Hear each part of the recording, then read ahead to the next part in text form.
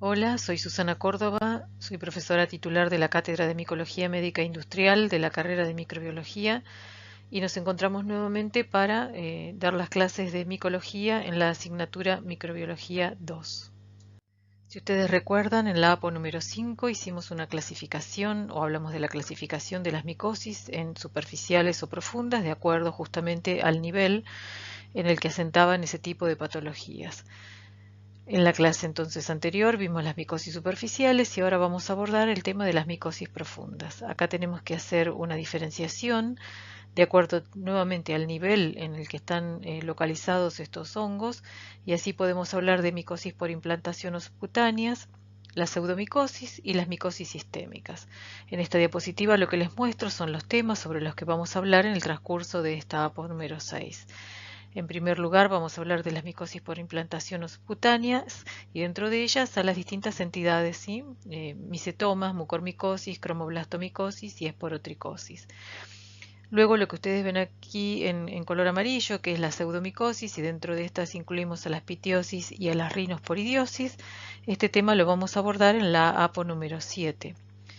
Y finalmente vamos a hablar sobre las micosis profundas sistémicas, y aquí en esta clase vamos a hacer principal hincapié en la streptococosis, ya que las candidiasis las vimos en la APO número 5 y la aspergilosis la vamos a reservar para la APO número 7. A continuación vamos a hablar de las micosis profundas por implantación, que son las que se adquieren en general a partir de una inoculación traumática de aquellos microorganismos que están en forma saprófita en el suelo, asociados a vegetación en descomposición o asociados a la hojarasca, o en zonas donde hay muchas espinas, en general donde hay mucha polución por estos microorganismos que hacen que justamente tengan un fácil ingreso al hospedador. Las lesiones pueden ser por una inoculación traumática con astillas, con espinas, con trozos de madera, a veces en alambrados, o a veces también por peleas que se dan entre los machos por arañazos, por mordeduras o por cornamentas. Algo que es importante que ustedes tengan en cuenta es que en las micosis por implantación las lesiones son localizadas, tienden a estar circunscriptas a una determinada región que generalmente es el lugar por donde ingresó el microorganismo al hospedador. Ahora nosotros vamos a hablar en primer lugar de los micetomas y aquí nuevamente les recuerdo que son lesiones localizadas, no tienden a diseminarse, no hay autoinoculación y tampoco son zoonóticas, es decir, no hay contagio de un animal al otro ni a un animal a una persona. Cuando hablamos de micetomas nos estamos refiriendo a las infecciones fúngicas que son causadas por diferentes hongos miceliales que comparten la característica de ser oportunistas y además que pueden ser causados por bacterias actinomicetales. Otra característica también importante es que este tipo de patologías, los micetomas, afectan tanto a los animales como a las personas. El término micetoma significa tumor de hongo, porque justamente cuando uno abre estos tumores o formaciones o neoformaciones y examina al microscopio es posible encontrar las estructuras fúngicas. Algo que es importante para remarcar es que la distribución de estos microorganismos es mundial, de manera que no hay una circunscripción en cuanto a continentes. Lo que sí es prevalente en las regiones de clima más cálido, de clima tropical.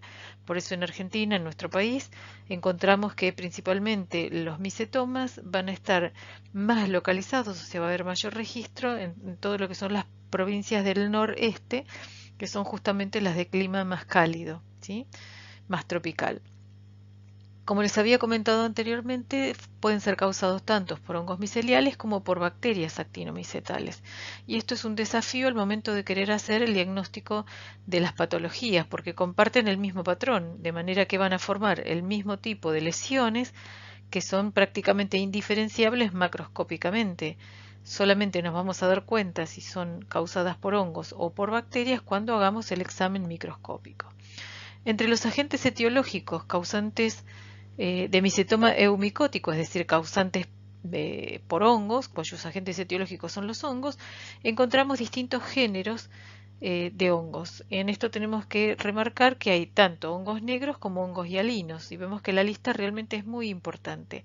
Así vemos que tenemos pertenecientes a los géneros Madurella, Acremonium, Pseudalescheria, Exophiala, Leptophaeria, Curbularia, Fusaria, Aspergillus, es decir, la lista realmente es muy importante y como les comentaba anteriormente, incluye no solamente hongos negros, como el caso de la Exophiala o Curbularia, sino también hongos hialinos, como por ejemplo Pseudalescheria, Cremonium o Fusarium, o Aspergillus, que es uno de los más comunes. Por otra parte, tenemos aquellos micetomas causados de origen bacteriano o actinomicóticos, y aquí los representantes están dentro de los géneros Nocardia, Actinomadura y Streptomyces. Como habíamos comentado anteriormente, la puerta de entrada al organismo se produce por una inoculación traumática.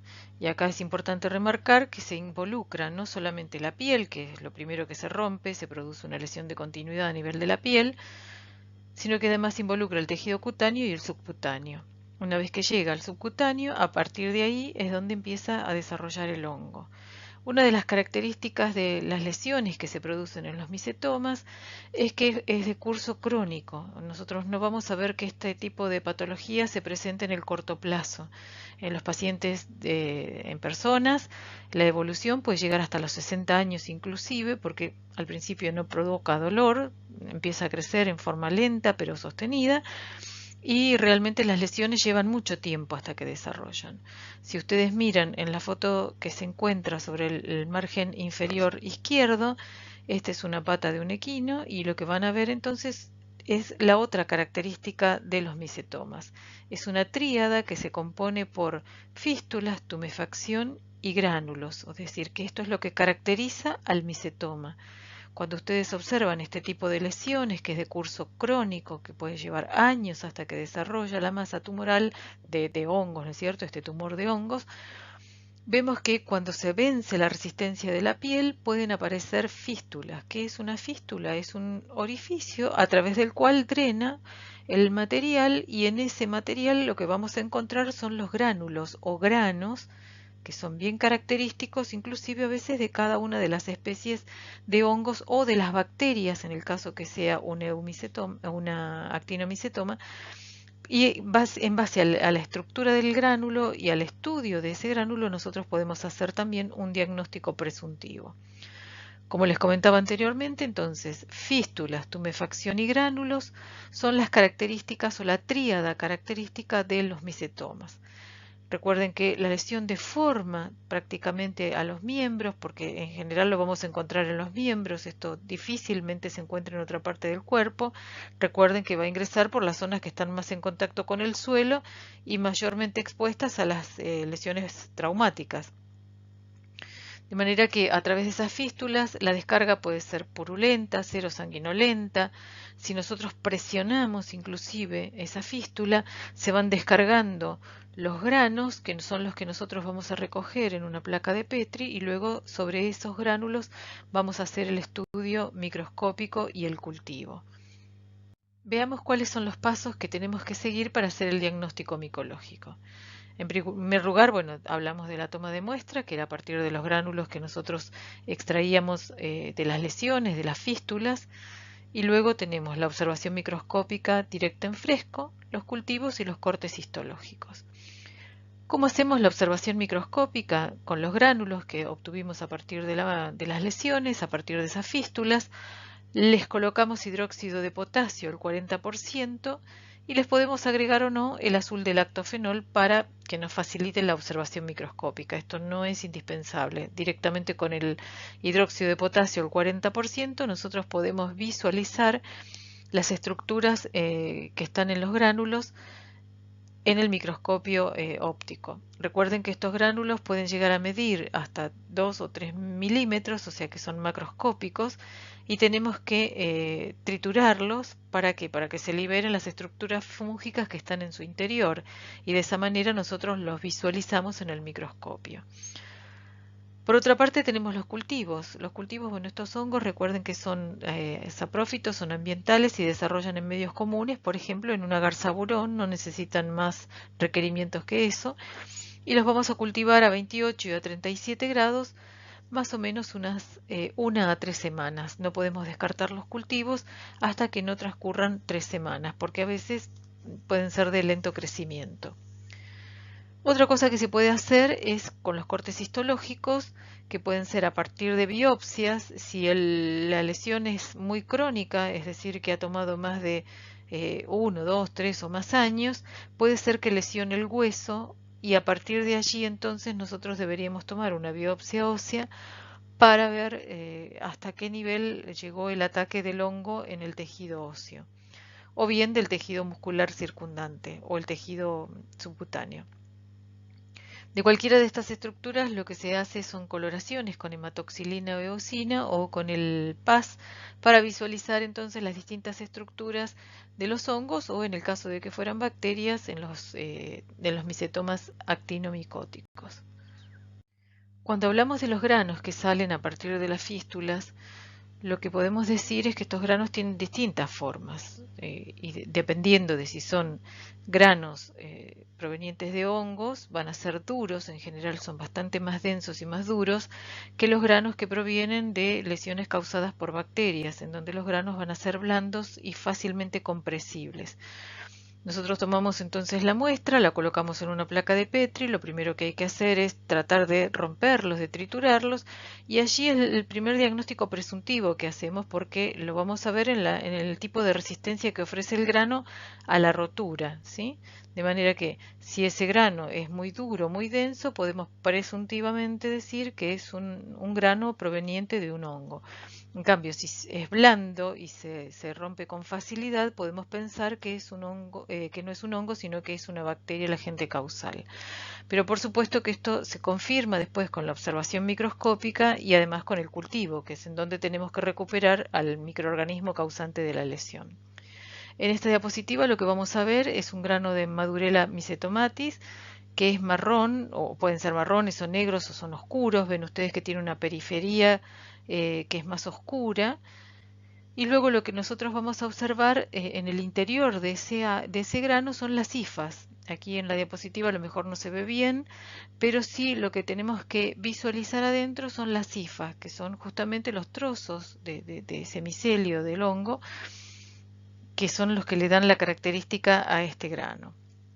Recuerden que los granos tienen, en el caso de Madurella mycetomatis, un tamaño aproximado de 0,5 a 1 milímetro de tamaño, que tienen forma irregular, son lobulados, y las hifas que están en el interior son de aproximadamente 2 a 5 micras, aquí estamos hablando de micras de diámetro. Aquí podemos observar entonces sobre la foto que está sobre la izquierda del monitor, un cultivo de Madurella mycetomatis y con la característica producción del pigmento marrón que es difusible al medio de cultivo. Recuerden que cuando ustedes están haciendo el estudio de las colonias o el estudio de la micromorfología, es importante que registren toda la información, todos los datos que ustedes puedan recabar. En este caso vemos que la colonia tiene una forma, los bordes son lobulados, acá no son bordes lisos como en algunas otras colonias de hongos que estuvimos viendo, sino que presentan bastantes lóbulos y esto también les puede servir después de ayuda al momento de ingresar a las claves taxonómicas para poder asignarle el nombre por lo menos del género. Luego vemos, como habíamos comentado, la producción de este pigmento marrón que pasa a través del medio de cultivo y esta característica también debemos anotarla.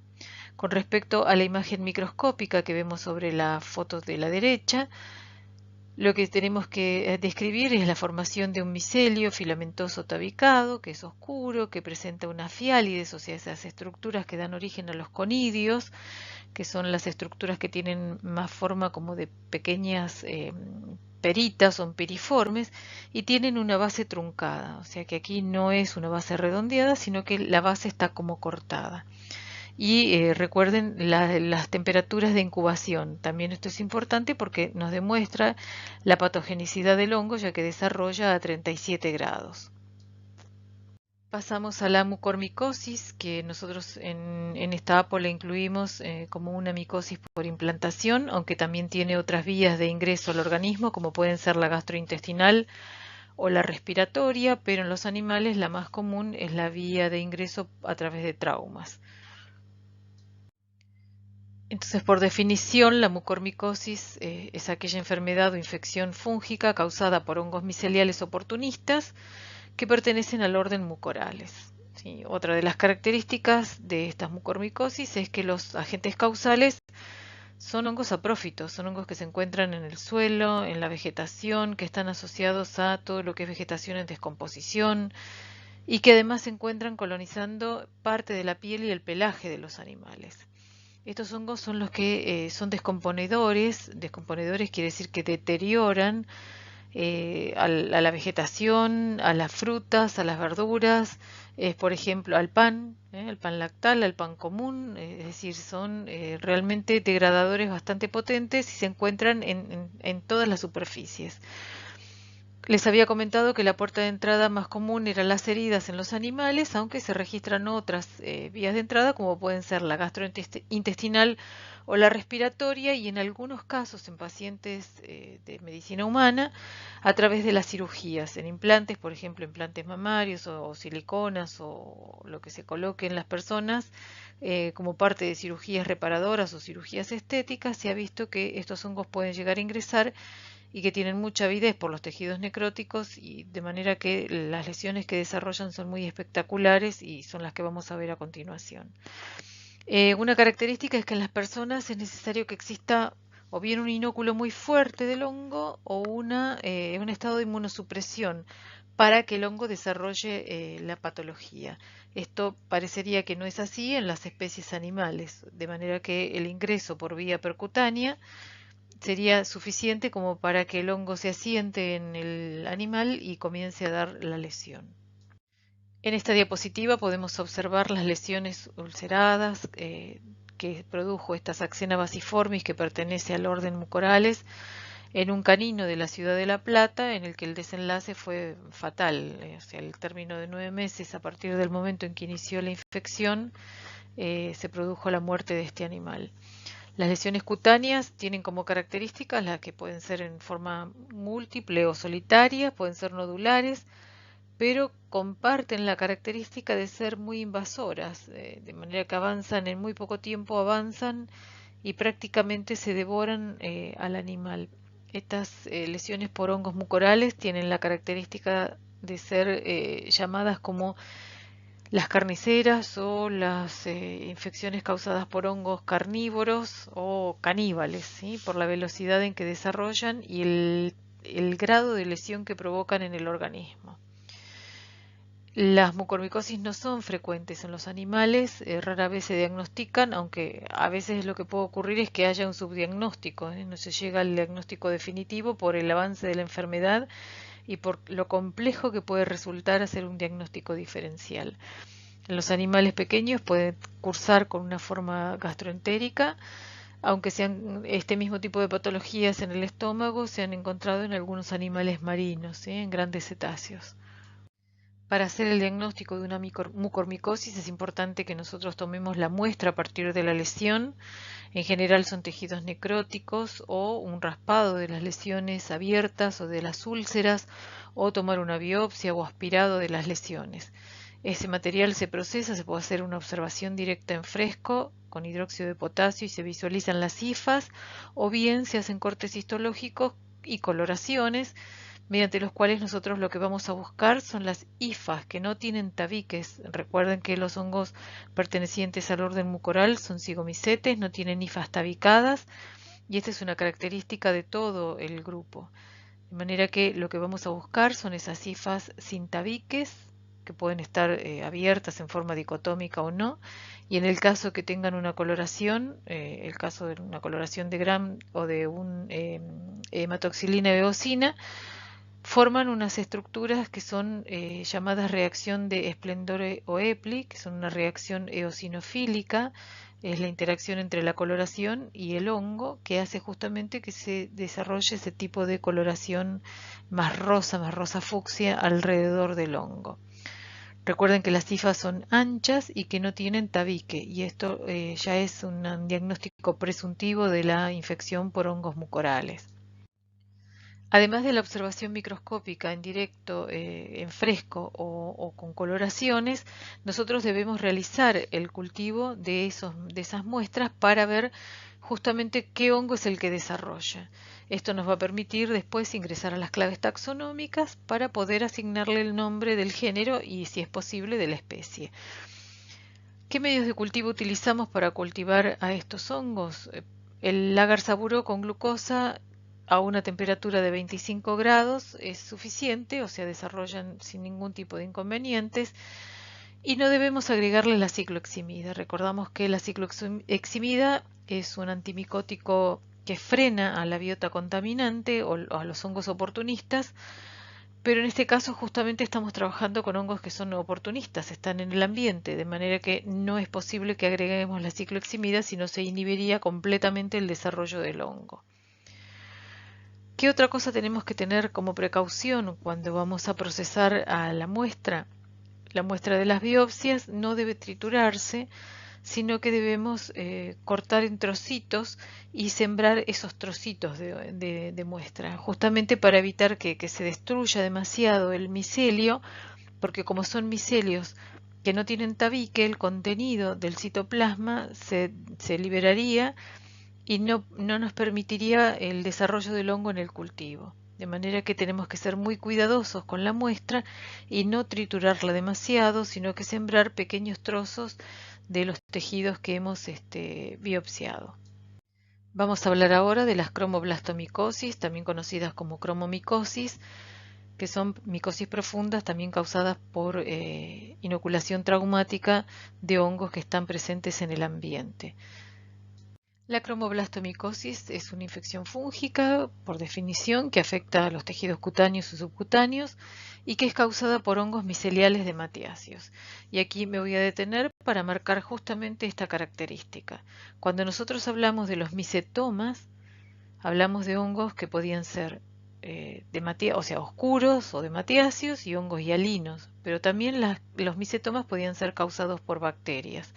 En este caso, en el caso de las cromoblastomicosis, los agentes etiológicos van a ser únicamente hongos miceliales de matiáceos.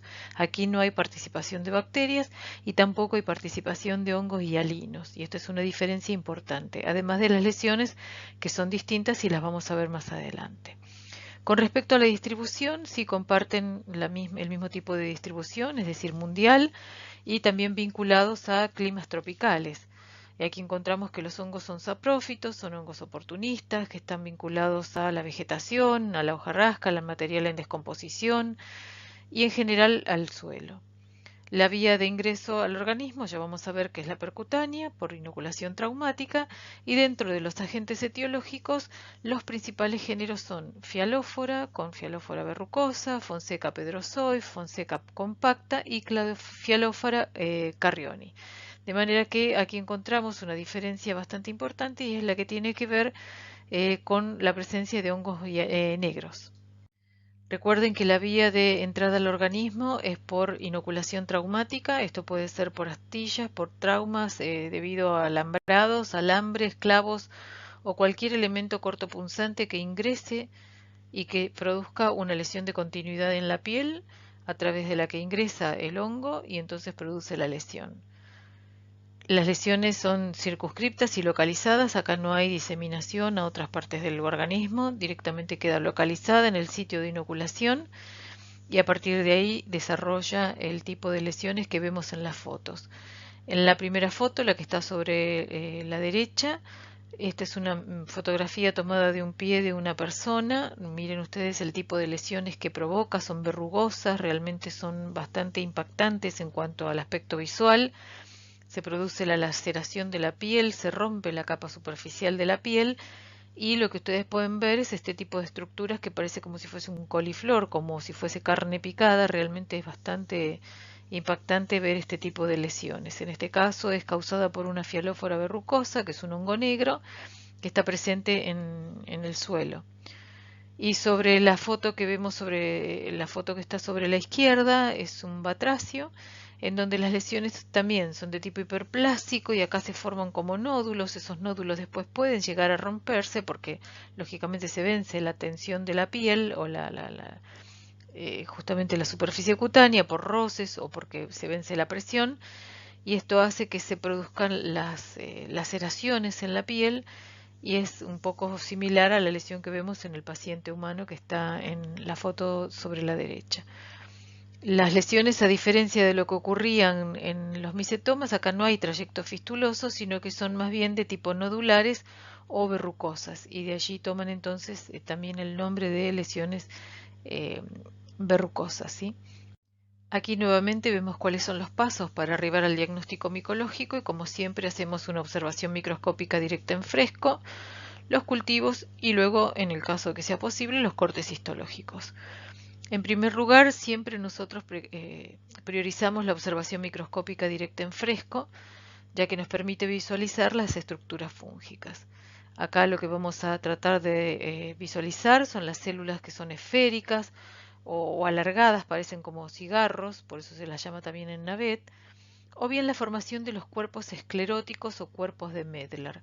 Ahora después vamos a ver una microfotografía para que ustedes puedan observar la estructura característica de estos cuerpos de Medlar o cuerpos escleróticos que hacen el diagnóstico definitivo de la enfermedad, aún sin tener el cultivo de los microorganismos, porque son estructuras bastante características. Luego cultivamos la muestra porque la idea es que podamos recuperar al hongo en los cultivos. Utilizamos el agar saburó a 28 a 37 grados. Recuerden que no hay que agregar cicloheximida. Pueden agregar antibióticos para frenar a la biota contaminante, la biota bacteriana contaminante. Y los cultivos no deben descartarse antes de las 3 semanas de incubación. Esto es importante porque algunos hongos pueden ser más lentos en cuanto al desarrollo. En el caso de que podamos realizar cortes y coloraciones de preparados histológicos, lo que vamos a observar son los cuerpos de Medlar con la reacción de Splendore o Epley en el caso que hayamos hecho una coloración, por ejemplo, de hematoxilina y eosina. Aquí vemos sobre la foto que está sobre la izquierda la presencia de estos cuerpos escleróticos o cuerpos de Medlar, que son estructuras oscuras, pigmentadas, que presentan tabiques. Por eso se los asemeja mucho a los granos de café. Es como si tuviésemos varios granitos de café presentes en esta muestra. La visualización de este tipo de estructuras nos pone ya frente a un diagnóstico presuntivo de una cromomicosis o una cromoblastomicosis. Por supuesto que tiene que ir acompañado de los signos y las lesiones, ¿sí? Luego sobre la placa que está en la foto sobre la derecha, lo que vemos es la presencia de pigmento oscuro. Este pigmento puede ser marrón oscuro, puede ser un color negro directamente, un color oliváceo, y esto es característico de estos hongos que son todos hongos de matiáceos o hongos negros. En este caso es una Cladofialophora carrioni que ha cultivado en un medio de agar saburodextrosa. El crecimiento de estos hongos en general es bastante circunscripto y es lento en el tiempo, por eso necesitamos unas 3 a 4 semanas de incubación a 28-37 grados para obtener el desarrollo. No podemos descartar antes las colonias. Recuerden siempre que ustedes tienen que describir la colonia en el anverso, es decir, en la parte superior, y en el reverso, es decir, debemos ver el pigmento en ambos lados para poder categorizar que son hongos de matiáceos, es decir, hongos negros. Aquí vemos la imagen microscópica de esa colonia. Nosotros hemos tomado a partir de la colonia oscura, de la colonia negra, un pequeño trocito y lo miramos al microscopio y lo que podemos observar para Cladofialophora carrioni es la presencia de hifas oscuras, hifas pigmentadas, con formación de fialóforas, ¿sí? de pequeñas estructuras que son como pequeñas botellitas o vasitos, a partir de los cuales emergen los conidios. De manera que nosotros lo que tenemos que hacer es la descripción entonces de este micelio filamentoso que presenta tabiques, que es oscuro, que presenta estas fiálides, estas fialóforas, y a partir de las cuales emergen los conidios en cadenas y que todas las estructuras presentan un pigmento oscuro.